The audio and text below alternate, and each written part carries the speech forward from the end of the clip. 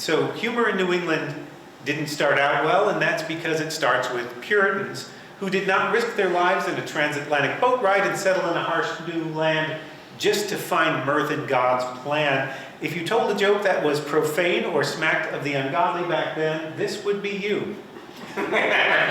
We can't really know what would have made people laugh on a day-to-day or person-to-person basis at the time. Humor in a live entertainment setting really only starts to come into focus when people have more leisure time to enjoy and there is more media infrastructure to record it. As this presentation is concerned with live comedy mostly, our story starts with vaudeville and B.F. Keith's theater. B.F. Keith and his partner Edward F. Albee didn't invent vaudeville, and they weren't the first to use the name. But together they started a vaudeville empire that established the rules for the format and the business for the next several decades. When B.F. Keith's theater opened in March of 1894 on Tremont Street, it was billed in the Boston Globe in an ad as the most magnificent amusement palace on earth and offered family-friendly entertainment in an opulent setting. It was high-class vaudeville, in contrast to the acts found in saloons or burlesque houses. Vaudeville became the first consistent access the lower and middle classes had to live entertainment on a grand scale. Keith's Theater had a policy, a 10, 20, 30 cent plan that charged viewers different prices for different sections of the theater. That was sort of a new idea then. At a time when 11 million of America's 12 million families earned less than $1,200 a year and had an annual income of around $380. This is also where the modern notion of a stand-up comedian was born. Eva Tangway was known as the Queen of Vaudeville, or as she sometimes called herself, the girl who made vaudeville famous. She was the top draw in vaudeville for roughly 20 years, starting around 1904, when she starred in a musical comedy called The Sambo Girl. A New York Times review of that show called her a full-fledged star, and she would take one number, I Don't Care, as her signature song, eventually becoming known as the I Don't Care Girl. And this recording I'm about to play, I think, is from around 1914. I've done the best I can to clean up the audio, so I've given you the lyrics here to follow along.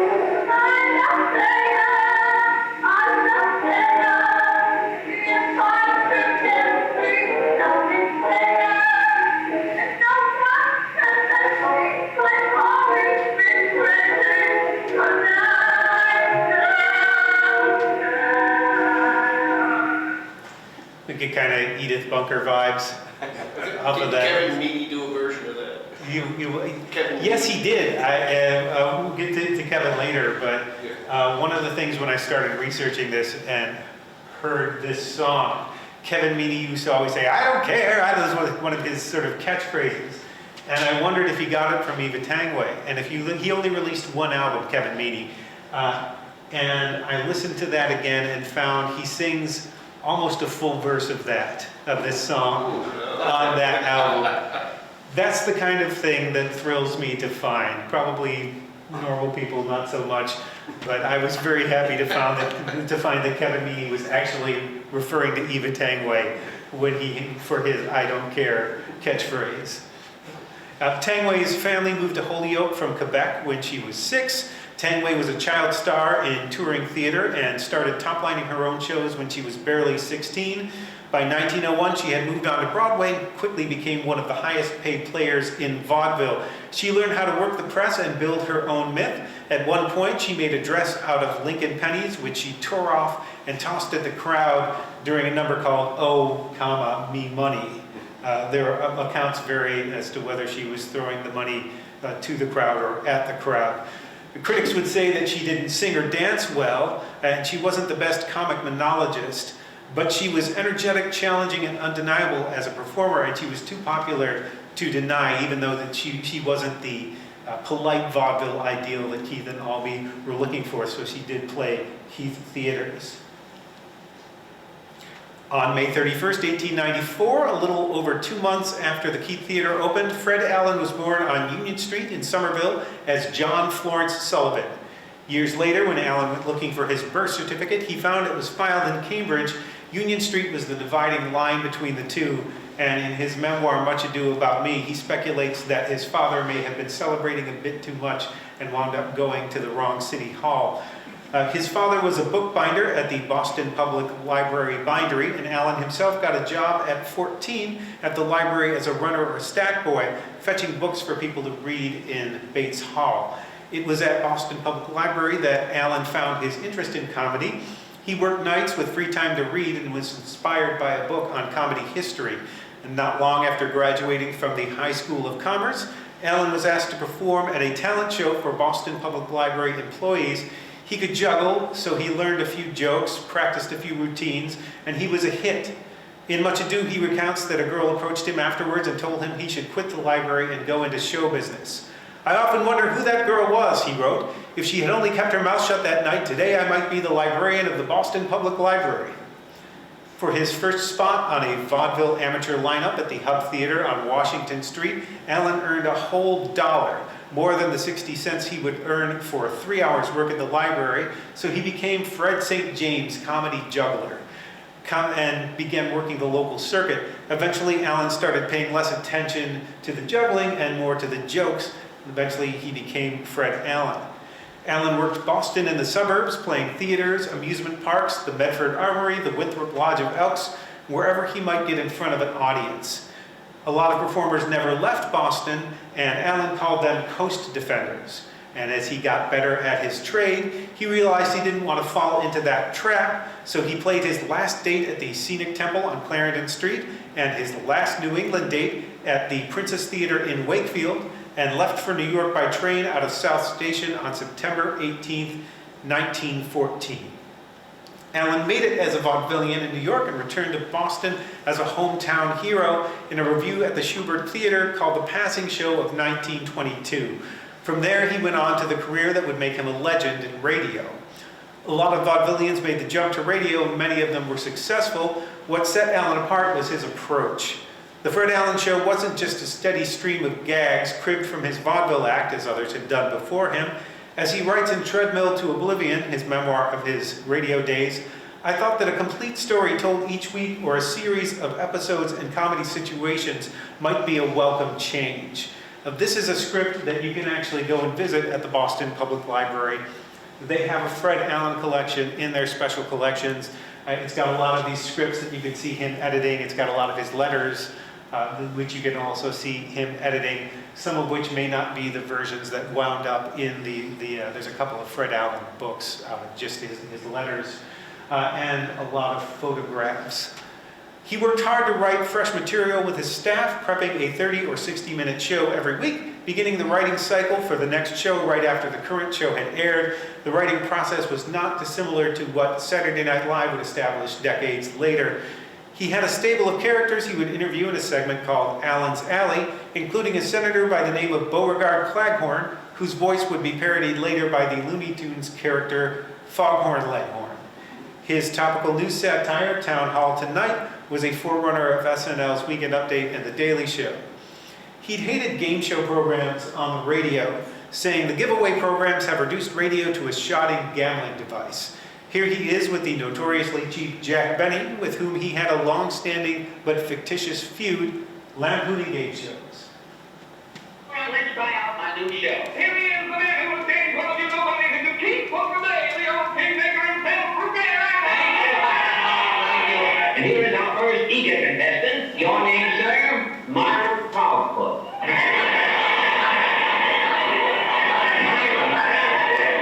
You look like a chap I know. I'm not interested in your friends. Start giving things away. Now, don't get sarcastic, Mr. Proudleg. The name is Proudfoot. Remain with the question. All right? Who John Quincy Adams. John Quincy Adams is correct. And Mr. Myron Proudfoot is king for a day. Well, Your Majesty, how do you feel? Never mind how I feel. What do I get? Immediately after this program, Your Majesty will be guest of honor at a banquet at Hamburger Heaven. Tomorrow night, in your ermine robe, you will be whisked by bicycle to Orange, New Jersey, where you will be the judge in a chicken cleaning contest.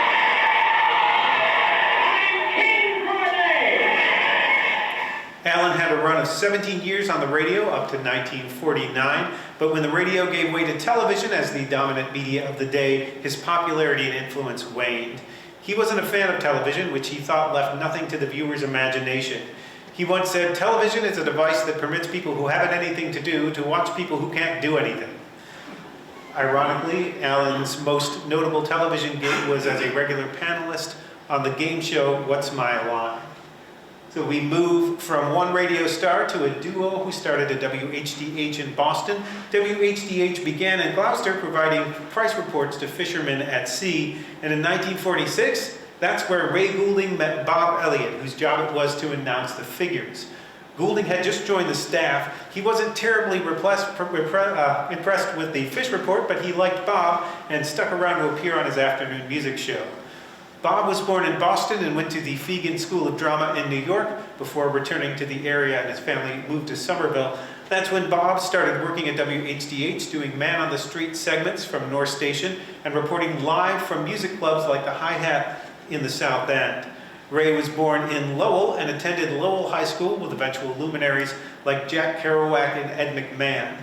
He joined WLLH in Lowell as an announcer at 17 before becoming a professional. Bob and Ray both loved radio from an early age, had similar dry but absurdist sensibilities.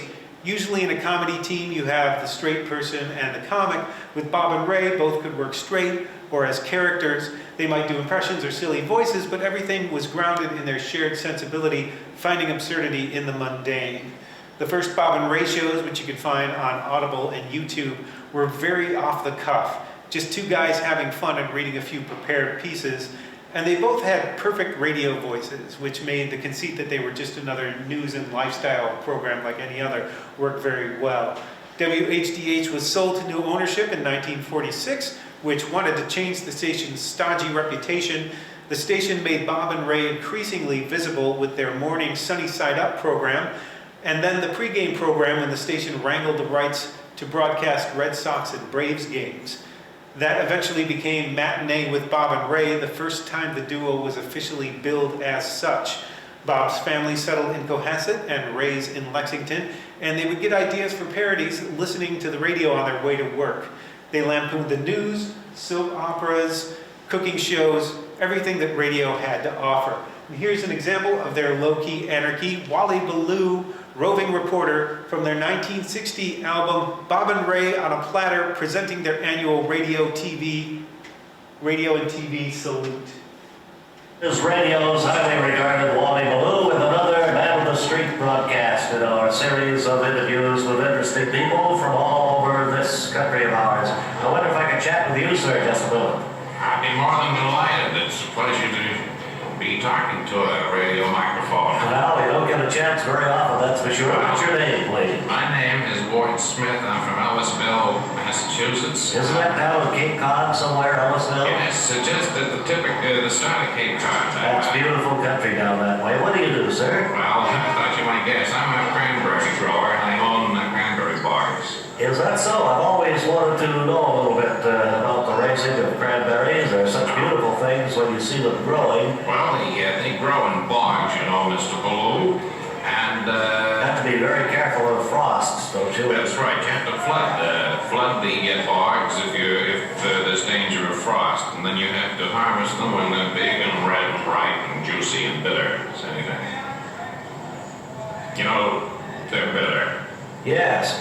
And then, of course, after you harvest them in the fall, I guess, don't you? Yes, late summer. After you do that, you turn them over for processing. Do you process them yourself? What do you mean by that, Mr. Ballou? By that I mean, do you have your own factory for squeezing the juice out of them? Squeezing the juice out of cranberries? I never. Yes, to make cranberry juice. such as you Well, find in your no, cranberry juice cocktail, that sort of Well, thing. now you triggered me a little. I never thought of that. Well, that would be a good thing to do with them. Well, I've been selling them in a basket like strawberries, cranberry shortcake, and they really don't move that way. Well, of course, you could also sell them to people who want to make jelly out of them. Cranberry jelly is very delicious. Jelly out of well, is there pectin in them or something? Well, I suppose there is, and you could put certain additives in them. And, Cranberry sauce is delicious, with the whole cranberry in it. wouldn't that be a dessert? Yeah, no, people serve this with things like turkey and certain kinds of meat. Well, There are a great many uses for cranberries, sir, that I think maybe you haven't stumbled upon yet. is there any other, could you use them any other way? Well, I can't Could you make, like glass with them? No, I don't think you can make glass. But You can squeeze them, let me write this down. you can You have a pencil? Jelly, right? jelly out of them, Juice. cranberry juice, I-C-E. What? I-C-E. I thought those were J and J. J-U-I-C. Oh, J-U-I-C. Cranberry sauce, Yeah. and you could even make cranberry ice cream. It's delicious, cranberry sherbet. Well, I don't know how to thank you. This is, Quite all right, we're always happy to be of assistance to 30 years I've been selling them, the whole thing in a basket. Well, I'm glad we've opened up a new field for you, Mr. Smith, and give our best to everybody back up there at Cape Cod when you get home. Well, that's all the news that we see from our vantage point here in the street. And so for this end of the street interview, this is radio's Wally Ballou, winner of 7 news coverage awards, returning you to our studio. There are basically 3 beats to that joke. For the first minute, there are really no jokes at all. So if you were spinning around the dial and landed on this, you would think it was just an interview with a cranberry grower until you get to the second beat, which you realize the cranberry grower, who's been in this for 30 years, by the way, has never heard of cranberry sauce or cranberry juice. And then, of course, the third beat is the bank robbery that happens behind them while this man on the street interview is happening, which Wally Ballou, a winner of 7 major news awards, does not notice, even when a cop says, "Hey, you with the microphone, get off the sidewalk." And the gun battle erupts with the robber yelling, "This is for you, copper." It's a great piece. I think it still holds up. Bob and Ray left Boston in 1951, poached by NBC in New York. They were given a 15-minute daily show and an hour every Saturday at 9:30 called Inside Bob and Ray. They were still carried in the Boston area by the WBZ local affiliate. NBC put them on television, a low-budget venture, of which Ray would later say, "We just thought of it as radio with a camera on." And despite some good notices and a lot of exposure, Bob and Ray never found a permanent time slot with NBC. But as they moved from network to network, from radio to TV and back, they always seemed to find a new home right up until their last days working together in 1987 for NPR. And I think their comedy still holds up. An honorable mention to a couple of Bob and Ray fans who did a short stint on WEZE in Boston in 1959, George Carlin and Jack Burns. They were big Bob and Ray fans and became a comedy duo themselves. Unfortunately, their time in Boston was cut short when Carlin got fired for driving the station's news van to New York to buy pot. Carlin went on to become a legendary solo act, and Burns, a Boston native, went on to perform in a couple of different duos after that, most notably with Avery Shriver, wrote for TV, and co-wrote one of my favorites, The Muppet Movie. While Bob and Ray were making a name for themselves on WHDH, a young woman was studying at Milton High School, just a few years away from becoming a comedy legend herself. She was known as Eileen Goldman then, a precocious kid. "I had this comedy streak in me that was constant since I was a young child," she told Today's Arizona Woman in 1983. "I would always open my mouth and partially my foot was in it."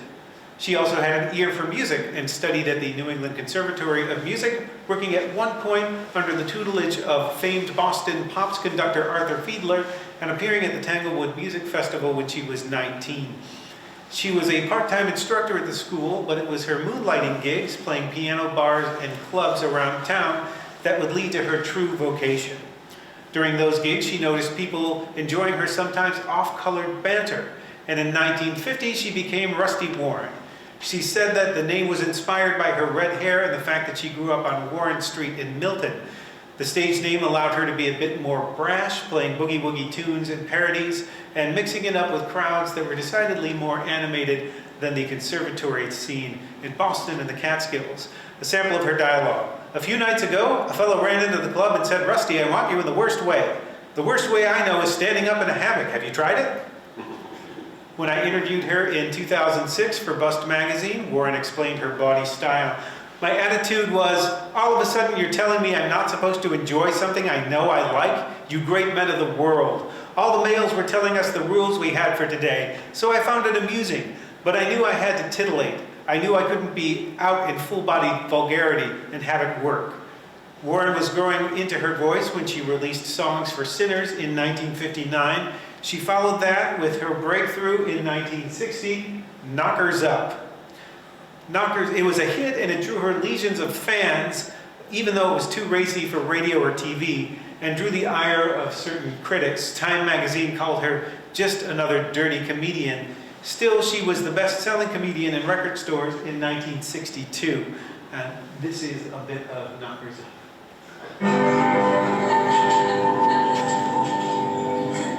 Knockers up, knockers up, knockers up. Ladies, get your knockers up. Hey ho, hey ho. Come on there, girls, fill those doors back and get your knockers up. Big smile over the day, come on there. Fill the girl, lady, there, get those shoulders back, get those knockers up. There we go, knockers, now make your heel tingle. Come on there, darling.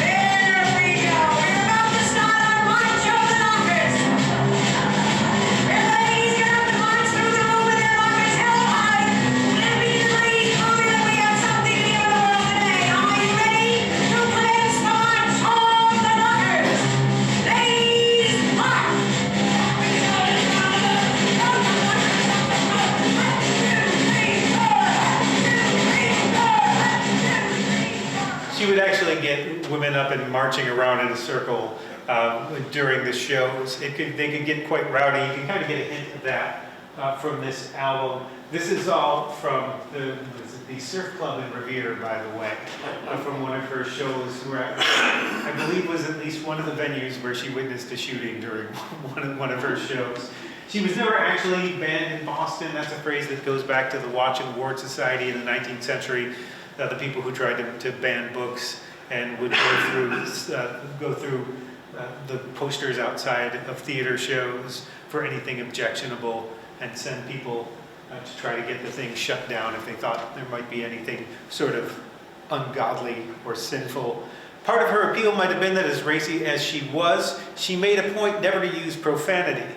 She may have been talking about taboo subjects like premarital sex, but Warren prided herself on never using offensive language. And that may have also hurt her later on in the 60s when the material that once seemed so controversial started being overtaken by more wild comedy and music. She booked some work on the college lecture circuit and remained active despite talk of retirement through the 70s and 80s. And though she never regained her red-hot popularity, she still gets discovered every so often. While Rusty was finding herself in Boston, Tom Lehrer was across the river in Cambridge, singing for his fellow Harvard students the songs that he would record on his self-produced 1953 debut, Songs by Tom Lehrer. A New York native, Lehrer was just 15 when he entered Harvard, and just 17 when he wrote his first song, the very silly Fight Fiercely Harvard. When he finished at Harvard as a grad student and teaching fellow in June of '53, he played some local gigs and paid a whole $15 to a local studio to record and edit his first album. He pressed 400 copies, not really expecting much, but it spread. His objective was modest, to parody the song styles of the day and puncture their sentimentality with clever and sometimes rude lyrics. Lehrer's targets were many and varied, from the Boy Scouts in Be Prepared to nuclear testing on the Wild West is Where I Want to Be. He praises the old dope peddler for spreading joy wherever he goes and writing in the liner notes that the job had never been properly recognized in song or story. After a brief stint in the Army, he returned to record 2 new albums in 1959, More of Tom Lehrer and An Evening Wasted with Tom Lehrer. Both albums contained the same songs in the same order, but More was a studio album and Evening was recorded live at Harvard's Sanders Theater March 20th and March 21st. The new batch of songs pushed the distasteful elements a little bit further, featuring the lilting tribute to spring, Poisoning Pigeons in the Park, and the Masochism Tango. All of this at a time Frankie Avalon and Connie Francis were topping the charts with songs like Venus and If I Didn't Care. Here is Tom Lehrer doing Poisoning Pigeons in the Park. It is springtime after all. I remember the Masochism Tango. The which? I remember the Masochism Tango. Spring is here, the suffering is here. Life is Skittles and life is beer. I think the loveliest time of the year is the spring. I do, don't you? Of course you do. But there's one thing that makes spring complete for me, and makes every Sunday a treat for me. All the world seems in tune on a spring afternoon when we're poisoning pigeons in the pot. Every Sunday you'll see my sweetheart and me as we poison the pigeons in the pot. When they see us coming, the birdies all try and hide, but they still go for peanuts when coated with a cyanide. The sun's shining bright, everything seems alright when we're poisoning pigeons in the pot.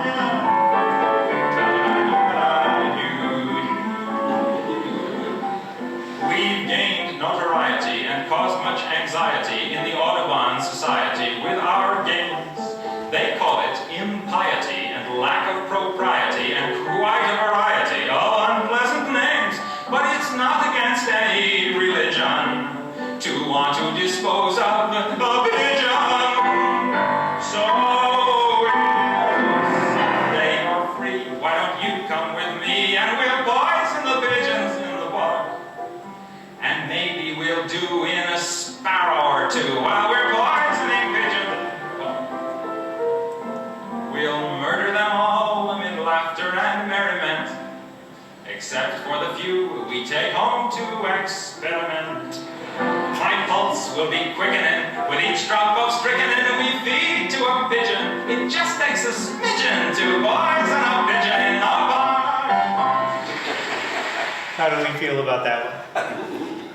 That one could be a little bit polarizing. I've gotten a lot of different reactions to that one. I've gotten disgusted sighs, and I've gotten sing-alongs. So it's a very wide range of reactions to that one. Lehrer performed in clubs and concert halls all over the world, and then in 1960 went back to his life teaching in the social science department at MIT and advanced high school geometry at Harvard Education School. "I'm not a performer by temperament," he told the Globe in 1997. "I didn't relish doing the same thing night after night, and I don't have a need for anonymous affections," I believe that clip demonstrates. Lehrer did tour Europe in the 60s and wrote songs for the TV show That Was the Week That Was, which he collected in 1965's That Was the Year That Was. His last paid performances were in 1967 in Europe, and one of those shows was released on DVD as Tom Lehrer Live in Copenhagen. That's where that clip was taken from. You can see that on PBS stations every so often. He'd like to have been a songwriter for hire, and surprisingly wrote songs for the Electric Company and Sesame Street in the 70s, which amazed some of his math students. "They're more impressed that I wrote for that show," he told Ronald L. Smith for his book Who's Who in Comedy. "It's like, you wrote Silent E? It's as if I wrote Jingle Bells." On November 26th, 2022, Lehrer made all of his songs public domain and offered them as free streams and downloads on his site, TomLehrersongs.com, with the disclaimer, this website will be shut down at some date in the not too distant future, so if you want to download anything, don't wait too long. As of last week, I didn't check today, I try to check every day before these, It was still up last week, so if you want to download everything, there's a few things missing because he wrote some things for hire that he didn't have the rights to, but everything that he wrote and has the rights to is now in public domain and you can download on his site. Before we leave the 50s and 60s, we have to talk about a couple of other Boston comedians who made a name for themselves once they left town, Norm Crosby and Bill Dana. Dana was born Bill Zathmary in Quincy, and after serving as a gunner in World War II, studied speech and dramatic writing at Emerson. He was handy with dialects, growing up with a Hungarian immigrant father in a neighborhood where people spoke Spanish and Italian. His brother spoke several languages, and that likely helped him to develop the character that made him famous, Jose Jimenez. Dana moved to New York City and worked his way up from a page at NBC to writing on The Steve Allen Show, where he debuted Jimenez. He had written the character for a sketch about mall Santas, not intending to play it himself, but Steve Allen thought he was the guy for the job, so he wound up doing it, and it was an instant hit. His bit doing Jimenez as an astronaut made him a semi-official mascot of NASA. Here's a bit of that bit. About to meet could possibly be the most important man in any of our lives. He's the United States Air Force officer who has been chosen to be the first man sent into outer space. I'm referring to the chief astronaut of the United States Interplanetary Expeditionary Force, and here he is now. How do you do, sir? May we have your name? My name, I'll say Jimenez. You're the chief astronaut of the United States Interplanetary Expeditionary Force? I'm the chief astronaut. The United States Interplanetary. But my name, I'll say Jimenez. Mr. Jimenez, could you tell us a little about your spacesuit? Yeah. It's very uncomfortable.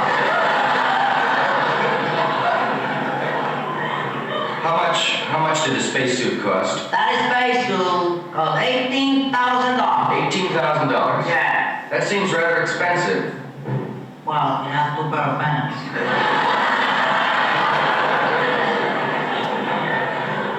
So that's only $9,000. Yes. I've been noticing this, Mr. Jimenez. What is this called? A crash helmet? Oh, I hope not.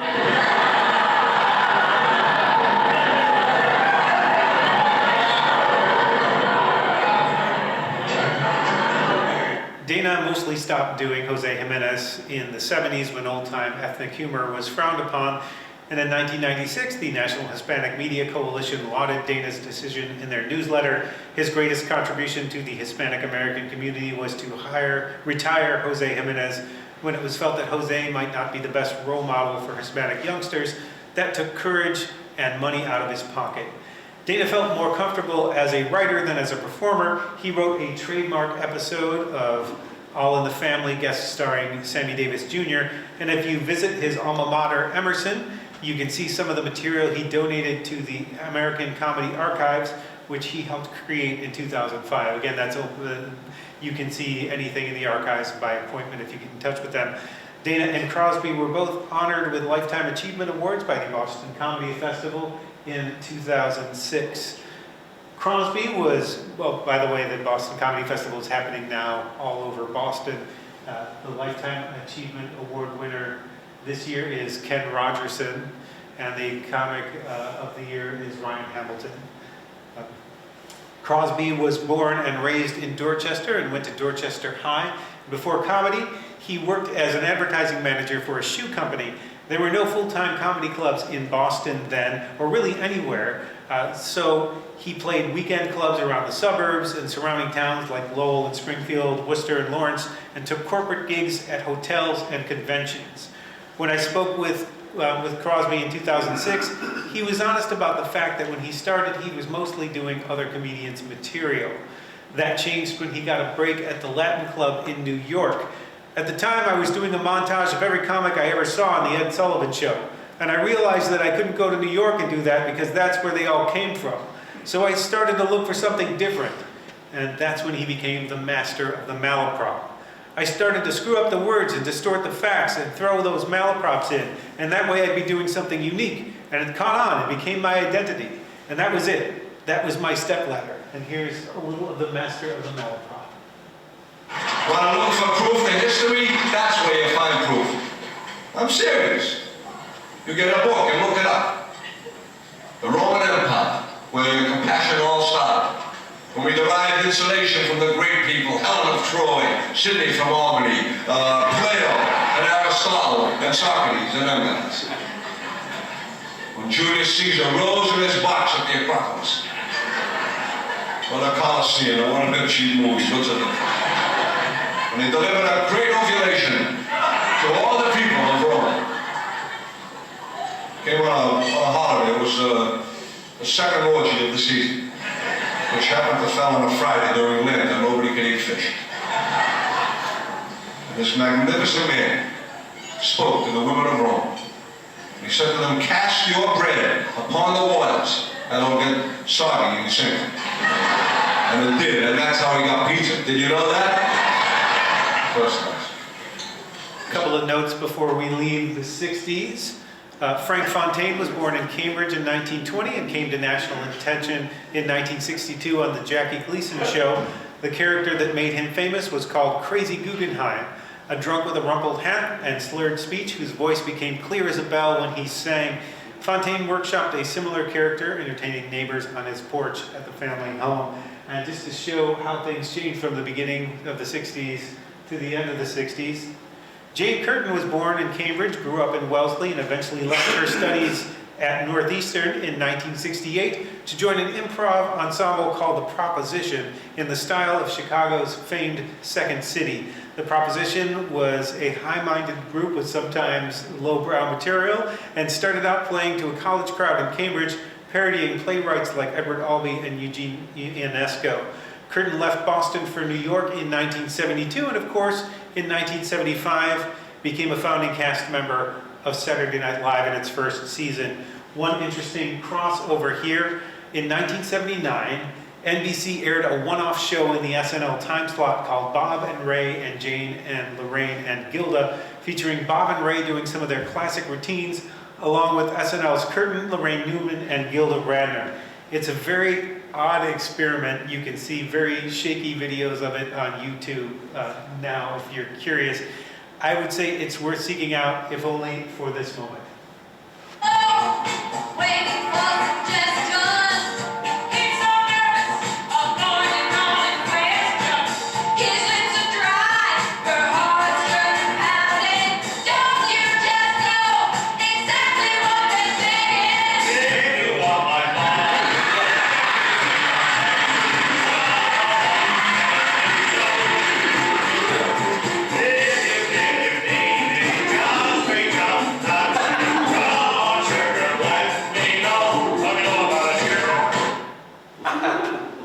Especially Ray's Let Me Know About It Sugar. At the end, they were reluctant to do this apparently, but were very happy.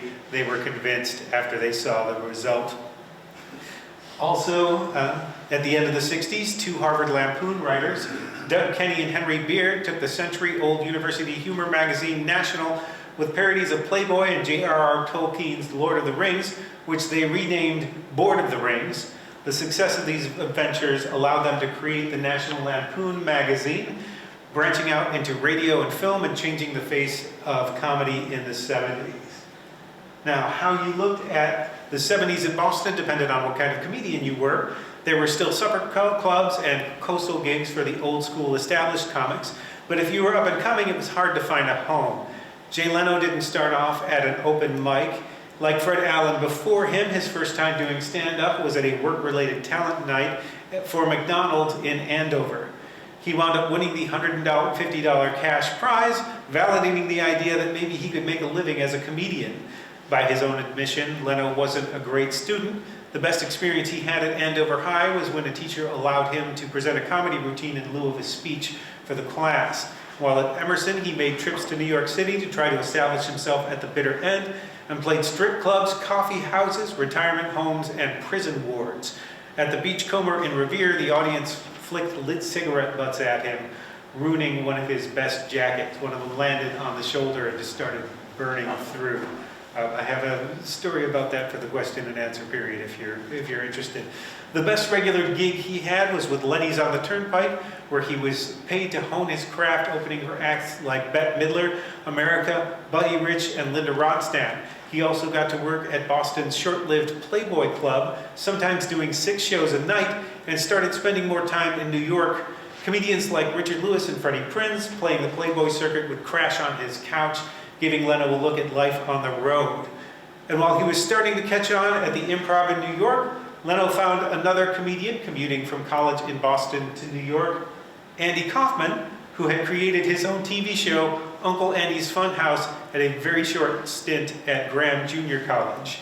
With Andy, you never knew whom you were talking to, Leno wrote in his memoir. He liked to disappear into different personas offstage as well as on, and refused to break character ever. After he graduated from Emerson in 1973, Leno quit his day job at a car dealership in Allston and became a full-time comedian, spending more time in New York and playing the road from colleges to the Catskills. An ad in the March 17, 1974 edition of the Boston Globe for a music and comedy show at the Charles Playhouse boasted comedy by Boston's newest discovery, Jay Leno. Seeing his colleagues out west getting spots on The Tonight Show, Leno left everything in his apartment behind and booked a flight to Los Angeles with no plan or place to live, sleeping on friends' couches. He would catch on at the Comedy Store, where he would befriend David Letterman, whose show gave him a spotlight in the 80s. He did his first Tonight Show spot with Johnny Carson in 1977 and became a popular national headliner. Here's one of those suits we were talking about earlier. This is a bit of his Tonight Show debut, March 2nd, 1977. See, parents cannot understand going from college into something as unstable as show business. I was a philosophy major for 4 years in college. Had dreams of opening a little philosophy shop when I got out.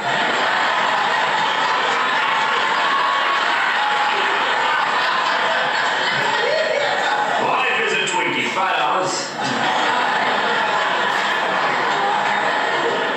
Something to fall back on, eh? College kids now are really into the environment, which is a good issue. But do you think people will care about the environment in 100 years? I wonder if kids will hang around saying things like, remember that old shopping mall where we used to play pinball? There's a lake there now. Leno's history from there has often been recounted. He got the job to host The Tonight Show in 1992 over his friend Letterman, who moved to CBS and became a rival.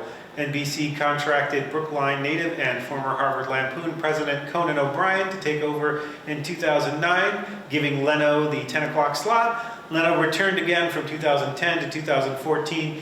He still does stand up regularly around Los Angeles, and he gets back up to this area at least once or twice a year. I think the last time he played was at the Cabot, one of their shows.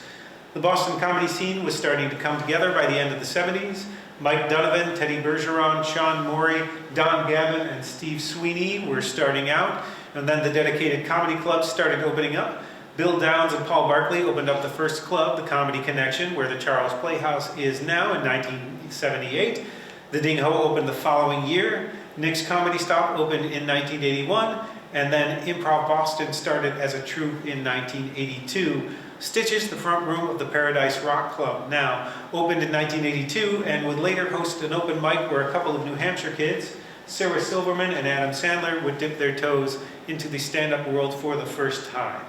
And when the clubs opened up, the comedians start coming, and that's where I get into trouble. So there have been a few standout names per decade as we progress so far, but when we get to the beginning of the 80s, the floodgates open, which is why it's called the comedy boom. Some, like Tony V and Mike McDonald, started out here, and others, like Jonathan Katz, Julie Barr, and Ken Rogerson, moved to the scene. So if you look at this chart, you can see a couple of notables through different eras for about 70 years. And then we get to the boom, and the chart looks like this. There are too many comedians to mention specifically in this presentation, but I do have a separate program on the 80s comedy boom. And there is a great documentary called When Stand-Up Stood Out, directed by former Boston comic Fran Salamita, that gives you a sense of that era.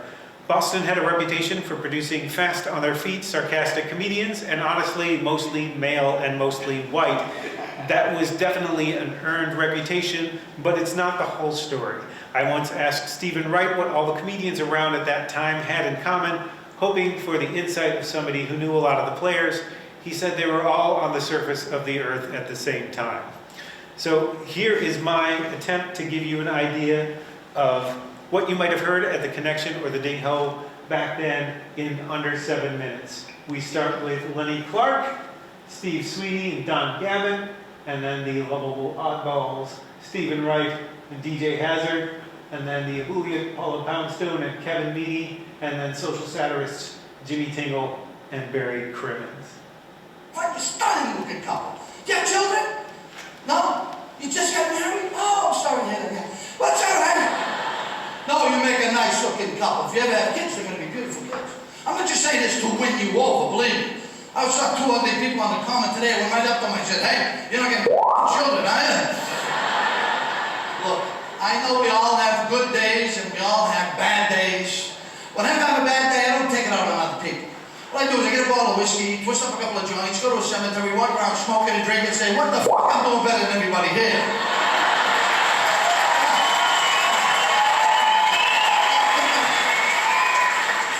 I don't do a lot of drugs. I'm not a big drug guy, you know, they'll tell you. I mean, I did coke once for like 9 years. But I only did it so I could learn the metric system. Now, Al Gore, he talks to you like you're 7 years old.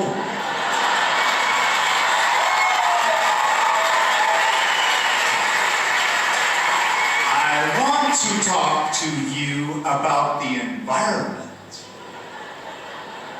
What is the environment? The air? Can you say air? That's a tough word. Thanks, Al. I'm learning a lot of stuff from listening to you. Boy, you are smart. And then Bush. Well, that says it all. But anyway, you know, he said he did coke 20 years ago, maybe.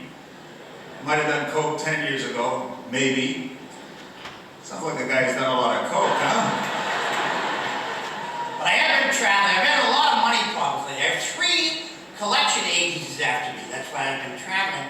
And I really have had money problems. Is any banking people in the room here? Is any banking people in the industry? I don't mean, no, don't applaud yet. I'm going to show you. But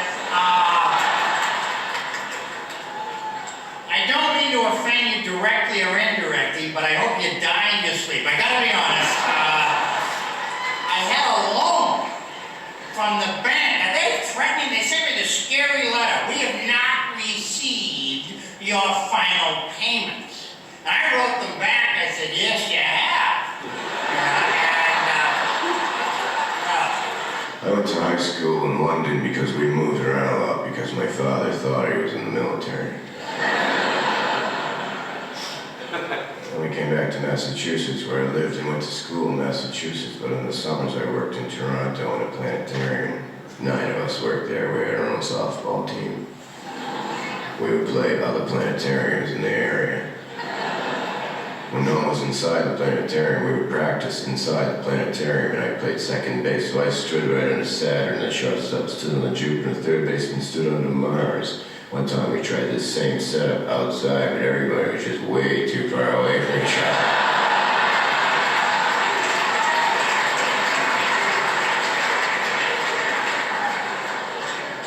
I was just standing in the middle of Utah like this.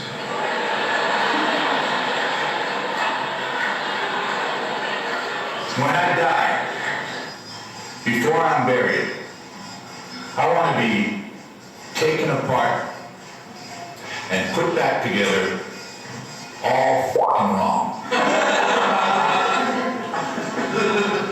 My head coming out of my stomach, arm coming out of the top of the head, foot at the end of the wrist. Just a fucking archaeologist. This one must be hasn't been a leader.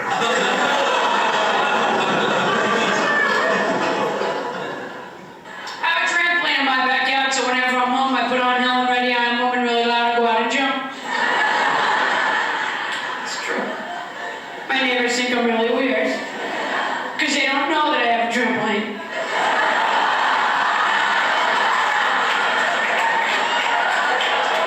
They just know they see me over the fence every few seconds. Now, Your parents ever say that to you when you were a kid? We're gonna lose the house. We're gonna lose the house. How do you think I'd lose the house when I was growing up? You know, you're 17, 18 years old. Mom, can I borrow the car tonight? You're not taking that car out. Taking the car out at night in this weather on the black ice. You're gonna slide into somebody, they're gonna sue us, and we're gonna lose the god. Well, those were my plans exactly, Emily. To go out and smash into someone so they have no place to live. I'm the evil one. You're the crazy one, that's what you are. Driving around at night like a booty man. There is a consensus of opinion in this country that says if society gives pregnant teenage girls welfare payments, that will only encourage them to have more children while on welfare. Now, I don't know that much about pregnant teenage girls on welfare, but you could pretty much use that argument with just about anything. I mean, if the fire department continues to show up every time a building burns, aren't we just encouraging people to play with matches? So anyway, if you don't love this country, that's what people say. They say, if you don't love this country, when I get out, I say, because I don't want to be victimized by its foreign policy. That's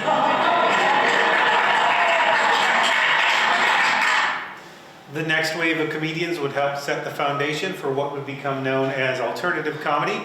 Bobcat Goldthwait was kind of a punk comic, wearing eye makeup and speaking in a sort of shouty voice. He'd come to Boston from upstate New York with pal Tom Kenny, whom you know as the voice of SpongeBob SquarePants, to follow fellow upstater Barry Crimmins. Janine Garofalo would bring a notebook on stage and riff, and both were looking to deconstruct traditional stand-up formats. I'm recording this album and it's so frustrating because I don't know any jokes. I hear jokes all the time. People always, you know, if you're in my line of work, people are, they just fester to tell you a joke. People will recognize me and go, hey, I got a good joke for you. Do you want to hear a joke? Yeah, that'd be a treat, yeah. I haven't heard jokes every night of my life for 10 fucking years. That'd be a real special occasion. The reason I don't like jokes is because jokes essentially are just tiny little lies, you know, and you know, they're never true, right? People always go, let me tell you a joke. I'm like, okay. Okay, like these two guys, wait, I messed it up. Get it right now, you know. These two guys, no, there was a black guy and a priest, right?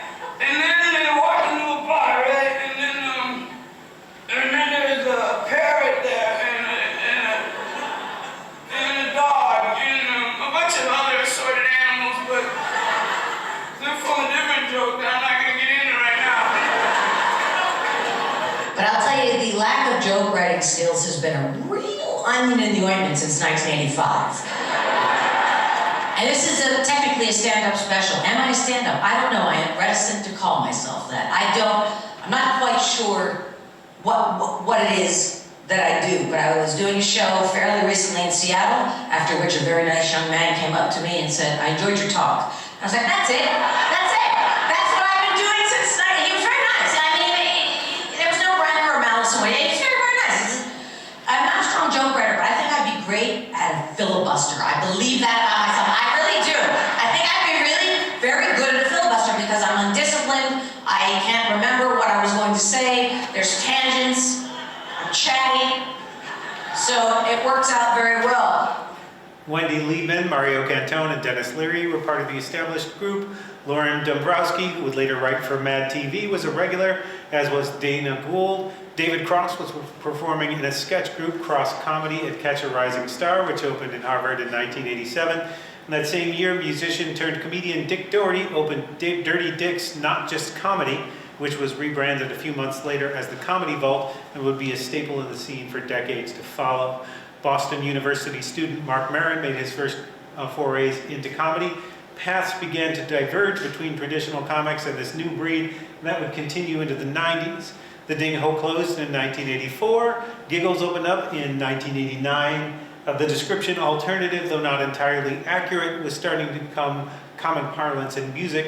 In 1981, as Leno was making his bones as a stand-up, Conan O'Brien started at Harvard, where he would become president of the Harvard Lampoon in his sophomore and junior years. He would write for SNL and then The Simpsons before hosting Late Night with Conan O'Brien on NBC from 93 to 09. He moved to TBS for a time and now hosts the Conan O'Brien Needs a Friend podcast. This picture, by the way, was taken by John Candy on a tour of the Harvard campus that young Conan O'Brien gave him. When the boom ended and a lot of the comedy clubs closed, the scene in Boston did quiet down a bit, but there were still a lot of clubs and a lot of talented comedians. Joe Rogan started out in Boston in 1988 doing open mics at Stitches and was here until around 1994. He feels the boom was still active at that point. When I spoke with him in 2008, he said, if you go to most cities and see their local headliners, they're usually a notch below the national headliners. It's not quite as creative, it's not quite as funny, but in Boston it was really the opposite. We would have the national headliners come into Nick's Comedy Stop, and those guys would have to work with Steve Sweeney and Don Gavin, and they would look terrible. Some guys like Billy Crystal would go up and you compare his set to Sweeney's and Gavin's, and he would look terrible. He'd look like a second-rate comedian. It was a really unusual situation, and unfortunately a lot of people in the rest of the country never got to know those guys. Some of the new comics in the 90s, Dane Cook, Robert Kelly, Patrice O'Neill, Bill Burr and Gary Gulman, all sort of friends in the scene, Sue Costello, Maria Falzoni, Louis C.K. There was at least one pronounced generational difference between the younger comics and the older comics. The younger comics were willing to leave much quicker.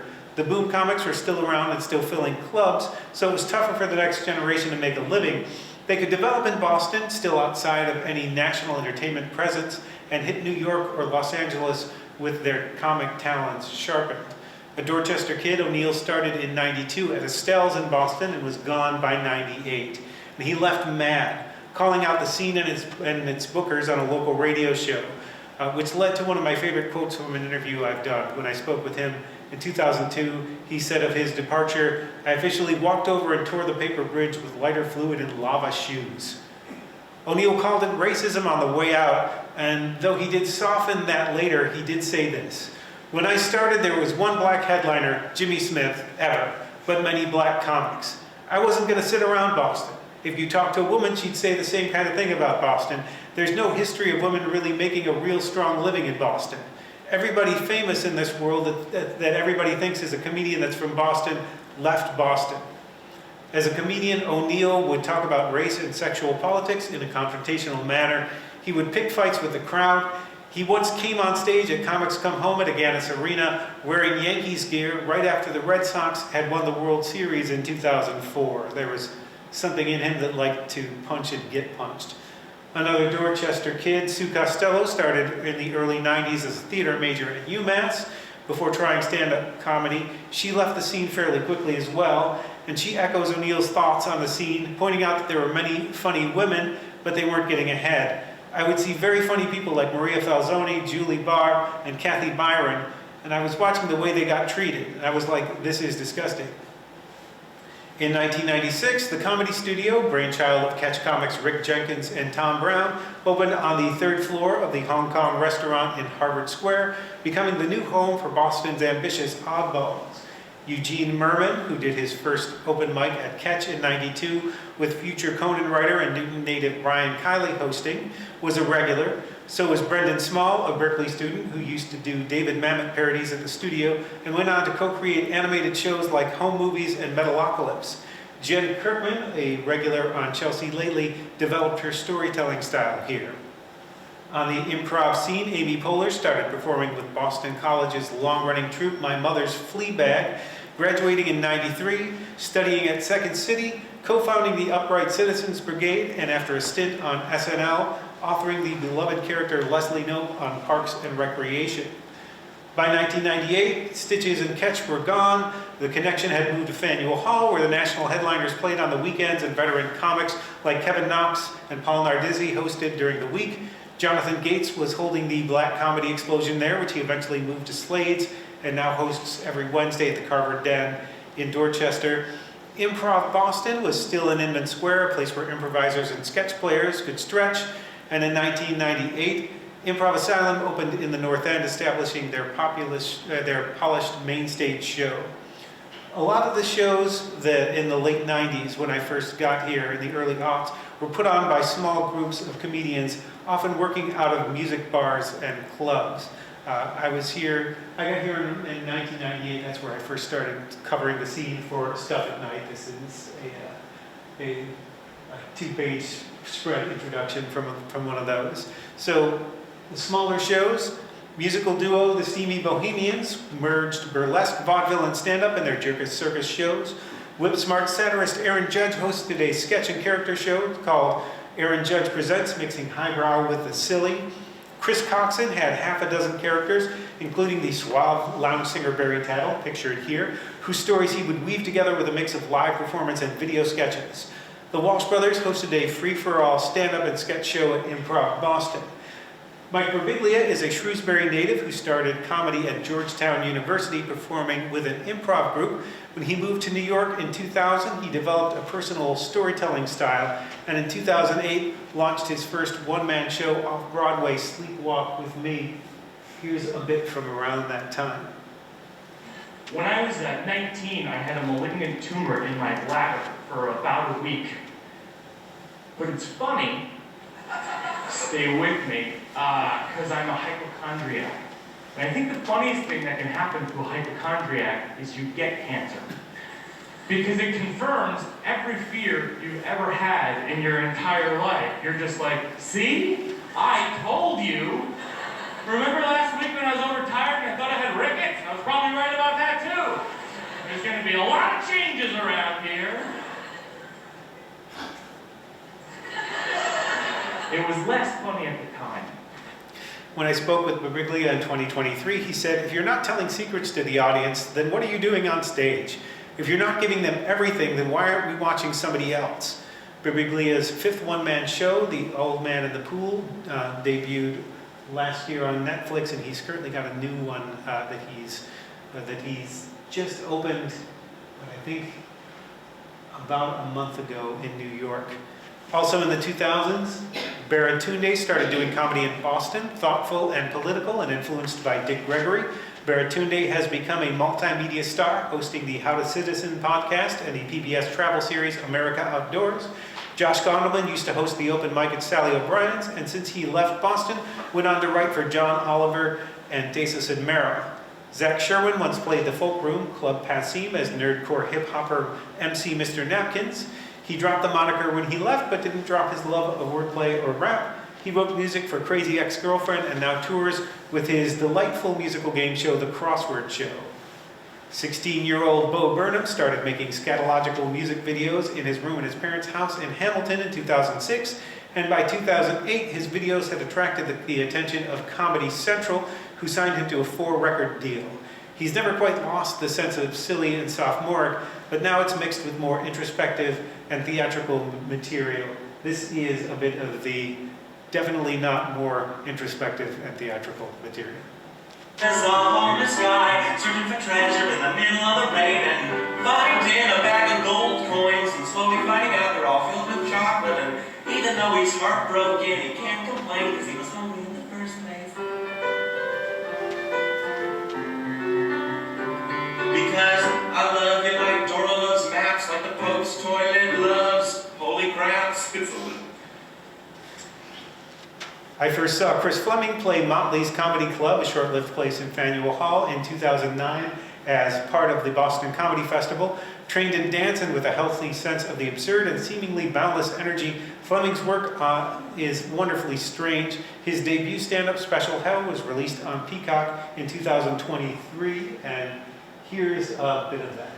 Well, not if I don't have mobility every single day by 3, then I feel like I might do something bad. It's a bubble tea, it's a bubble tea. And if you hit it hard, all you hear is the Trolls soundtrack all at once. This hasn't been outlawed by many governments because it can't be digested by the human body. I'm sorry. I can't seem to hear you. Chris, if you had boba every day, where do you keep all your boba? Excellent question.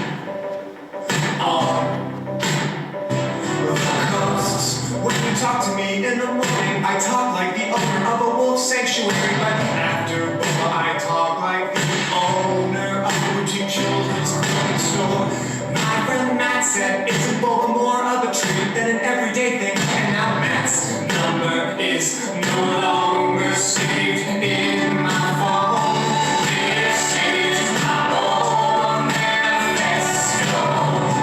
I'm gonna have bubble tea every day until I'm 70, and they try to stop me. Then I'll delete you from my contacts. This song, by the way, after I edited this piece, was stuck in my head for about a month. It was what I heard in my every waking moment for 3-4 weeks after I put this together. Getting into the last decade, Sam Jay was a hard hitter right out of the gate, drawing comparisons to Patrice O'Neill. She had been doing comedy for a little under 6 years when she was a new face at Montreal's Just for Laughs Festival, taped a half-hour Comedy Central special, and was tapped to write for Saturday Night Live, all in the space of a few months in 2017. She released her second one-hour special last year. This is a bit of her in 2017. Man, just like be yourself, live in your moment, you know, embrace your stereotypes. Stop being people that like shun stereotypes, man. Stereotypes are the best thing because they can help you, man, if you play them up, right? Like people think black people are hostile. I use that to my advantage all the time. I have hostility all the time. I ride the bus and the train, I blast music on my headphones, I look left and right real crazy while I do it. I bark every once in a while. No white people sit next to me for miles on the bus and the train. It's the most peaceful ride of my life because I don't got to deal with your boogie boards and sailboats, silly stuff you bring on public transportation. Like you don't know people use this to get to work every day. Like, oh, it's 9:30 in the morning. Is that a canoe? What is this dude doing? I don't deal with that, man. I ride in peace. Honorable mention, a lot of great comic actors and writers come from Boston, including a lot of the regulars from The Office. Mindy Kaling is from Cambridge, John Krasinski from Brighton, B.J. Novak from Newton, Steve Carell grew up in Concord. Novak's father, William, is a prolific writer of humor books, and John Hodgman from The Daily Show is a Brookline native. Ziwe has said that though she didn't perform stand-up while she was there, growing up in Lawrence and then attending prestigious schools gave her a certain insight that helped inform the somewhat combative nature of her eponymous Showtime talk and sketch show, in which she playfully tried to bait guests into saying things that crossed politically correct boundaries. When I spoke with her in September of 2022 for the Boston Globe, she said, "I grew up in Lawrence, Massachusetts, then I attended Phillips Academy, Andover, then I went to Northwestern. These are very different elements of American life, and what I learned with each iteration of my education, so to speak, is that I know nothing. That my perspective is valuable, but everyone believes their perspective is valuable. Everyone kind of believes that their perspective is correct. And so I like to approach conversations with the knowledge that they think they're right, I think I'm right. How can we see that we agree at any point?" Here's a little bit of her show. On the show, I'm so excited to chat with you. Thank you for having me. You look beautiful. I don't want to objectify right off the bat, but you really look gorgeous. You're like the apple of my eye. It's wild that you describe me as something to be consumed. Did I say apple of my eye? You did. I meant sun in the sky. Like the sun that's currently burning the earth to a raw... It's not the sun's fault. Interesting that in the climate change debate, you're taking the sun's side. I feel like I just will blindly take the sun's side. Death to all earthlings. Yeah. Boston is still a great scene. The comedians that you see in this slide are people you can probably see this weekend or the coming weeks at clubs and theaters. There are regular 1- and 2-night shows like the Laugh Giraffe in Union Square, the Mendoza Line at the Dugout Cafe, Tickle Me Tuesdays sometimes at Laugh Boston. There are clubs like Laugh Boston, the Off Cabot in Beverly, Nick's down at the Theater District, Giggles and Saugus. The Little Chuck, also in the Theater District, just opened up. Goof's Comedy Club just opened up in Somerville. The Connection is gone, but that's now the Wilbur, bringing in the bigger headliners from around the country. The original Connection, as I said, that's where the Little Chuck is now. And the Comedy Studio is back in Harvard Square. The Boston Comedy Festival happens every year, and it's actually happening this week until Saturday, if you're interested. Boston comedy history is still being made, and the best thing you can do is go see live comedy for yourself. That way you can have your own stories. Thank you. The Grog does comedy once a month. The Grog does, yes. There's, That's radio time. right here. Yeah. Did that stop for a little while and come back? Well, It did. Yeah. It did? Stopped for Okay. a while and came back. Yeah, I've got to search for that. And as we were talking about the Firehouse Yeah, the Theater Firehouse brings in people. Rogerson, Sweeney, Jimmy Tingle was there a few weeks ago. So if you like comedy, get on the Firehouse Center website. Yeah. A lot of good shows. So the people here, Dan Bulger, Bethany Van Delft, they're both in the festival this week. Lamont Price, who's one of my personal favorites. Steve Sweeney, Tony V, who I just saw him moderate a panel at Joe List, another Boston comedian, Joe List, released a movie about another Boston comedian, Tom Dustin. List told Tony V, "You're the only guy in this scene who everybody likes." He said, "How did you do that?" He said, Tony V told him, "Well, you don't always have to say what you're thinking." There's Dan Crone, Kathy Ferris, and Kelly McFarland, who is actually playing the Cabot this Friday. That's a show I'll be at. She's taping a new special called Hot Gnome, which is sort of a greatest hits of her stuff at the Cabot, April 4th.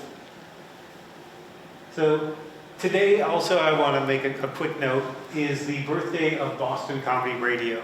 I launched this on April 1st of last year so that people could hear a lot of the people that I talk about in this presentation. It is an online radio station. It broadcasts 24 hours a day, 7 days a week, 365 days a year.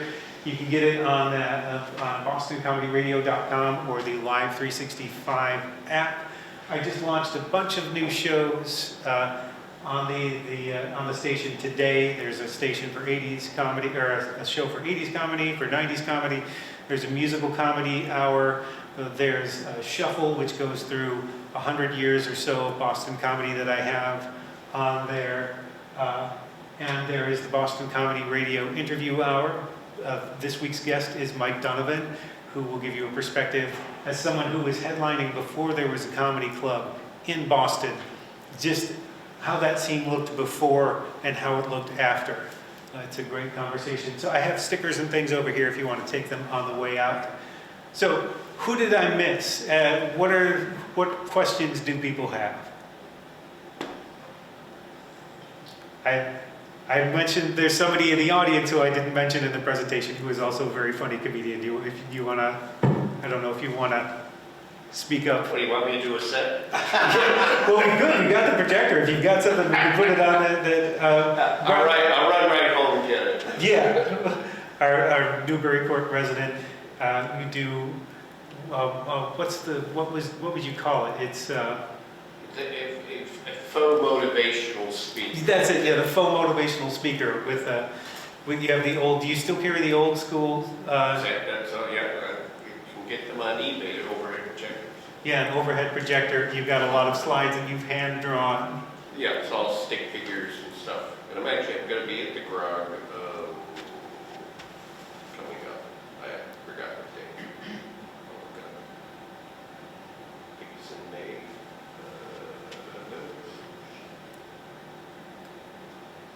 Yeah, in May 16th. May 16th, yeah, look for We'll be Brian at the Longwell. Is it going to be, Are they gonna list it on the website? I don't know if they put it out theirs. Yeah. I think the garage, Sometimes these sites don't list who's coming, but May 16th, Brian Longwell at the GRA.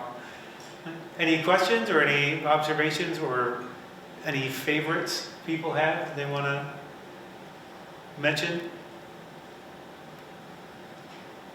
Nope? You said you had a story you could share with us. Oh yes, about the Jay Leno, about him playing in Revere and the jacket burning.